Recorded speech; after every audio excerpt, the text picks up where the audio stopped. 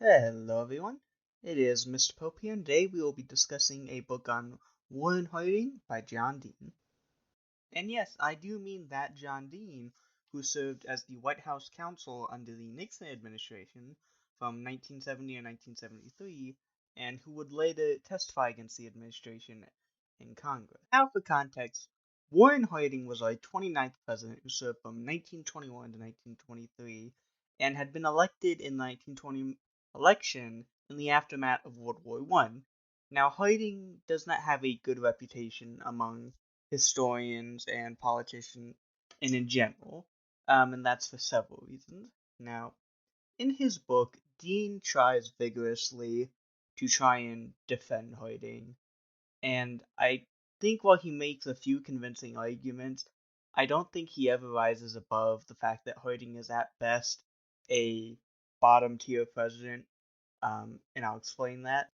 Now, the first major issue that I have with Dean's book is that he tries to set up Harding as this political mastermind who knew exactly what he was doing, and that he had everything planned out, and that by the time he got to the 1920 Republican convention, he was always going to get it somehow.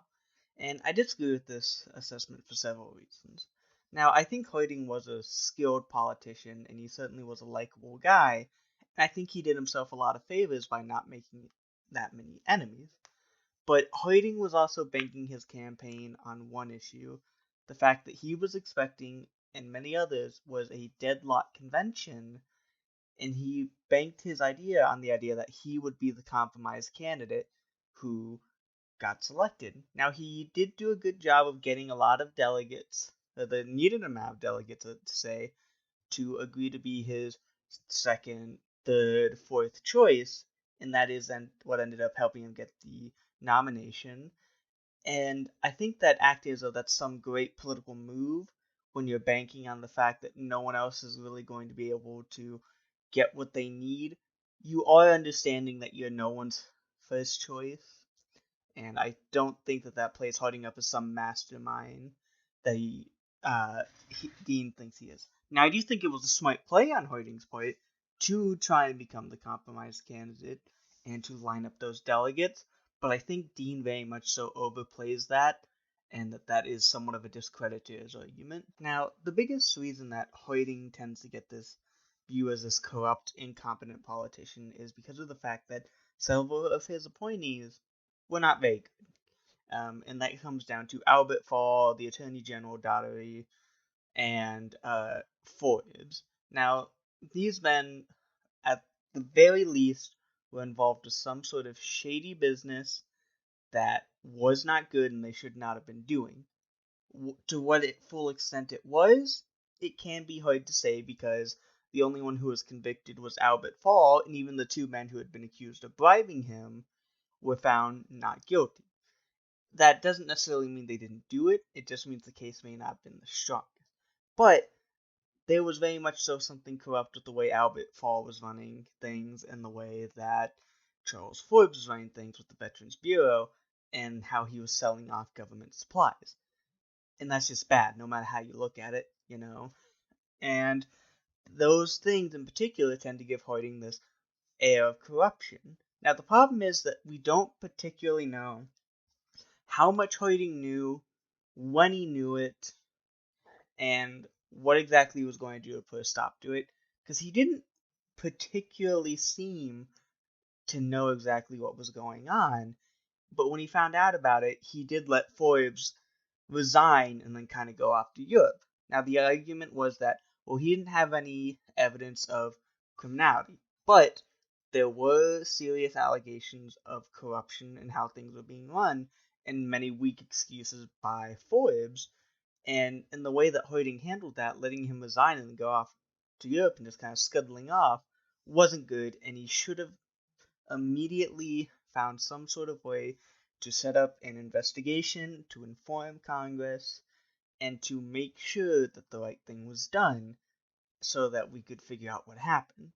And he wasn't very good at handling that. Now, one of the other problems I have with Dean's argument is the book, is that he tries to portray Hoyting's economic policies as the standard for why there was so much growth in the 20s. And the biggest problem I have come with that is that Dean says that it is a tax cut for the rich. And the problem is that during the 1920s, we always think of this great prosperous time, and in many ways it was, but at the same time, you also have underneath the current that buildup of economic inequality and struggling farmers and other struggling industries that is kind of setting the stage for this crash.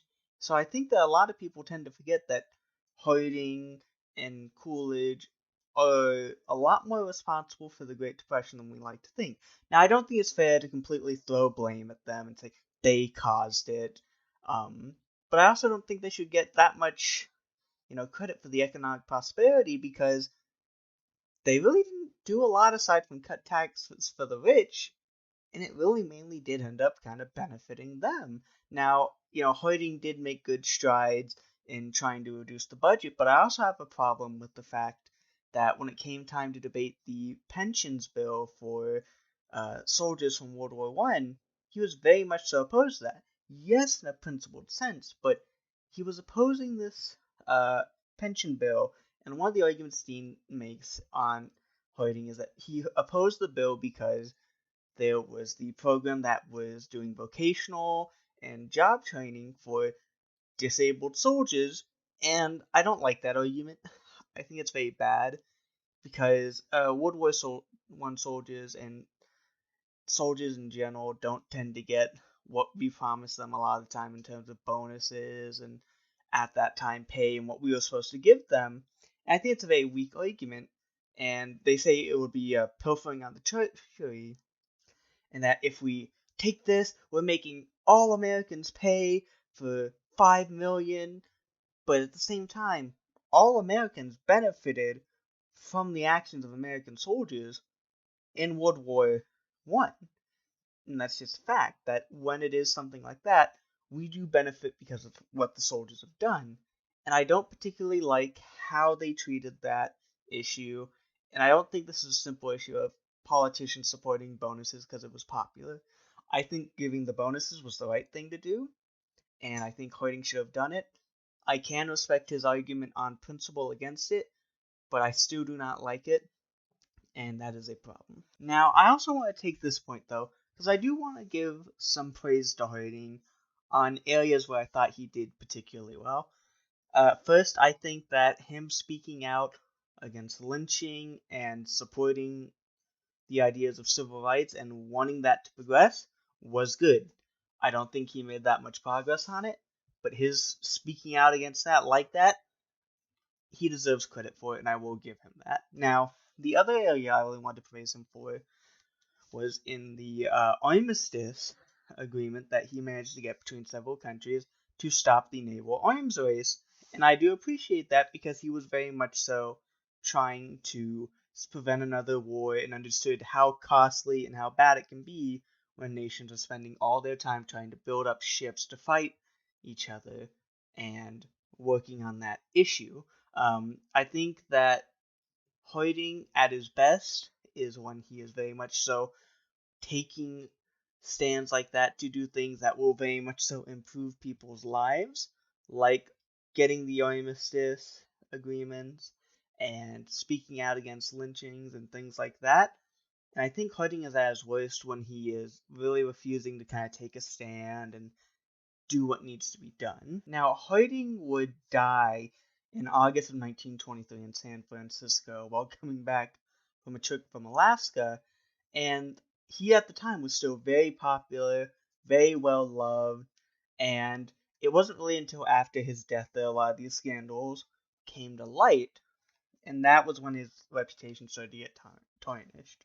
There were a lot of scandalous books that came out about him. It was in the aftermath of his death that the allegations by Nan Britton about him fathering an illegitimate child with her came out. And in the book, Dean very much so goes after Britton and calls her a liar in the simplest way I can put it. But it does end up coming out later that he did father a child with Nan Britton, and we know that as a fact now. And it's just so strange because the book was written in 2004, and those many of the love letters and other things like that from Harding wouldn't come out until 2014. So it's just weird to think about that time distance when he was writing and what we now know. I think he should also get some credit for the fact that some of his cabinet appointees were pretty competent. I mean, Charles Evan Hughes was a good Secretary of State. Hoover was a good choice for Secretary of Commerce. I know that's weird to hear because we think of Hoover as the man who caused the Great Depression, but he was a competent Secretary of Commerce. But overall, this book didn't particularly change my views on Harding's. I still think Harding is a very low ranked president. I agree with that consensus. I think had Harding maybe had um, been a little bit better at determining what he really wanted to do and then just doing it and aggressively going after it, he probably would have ended up a lot better. But sadly, he died in the middle of his term, and we never got to see what a full Harding term would look like. Hey guys, don't forget to like and subscribe.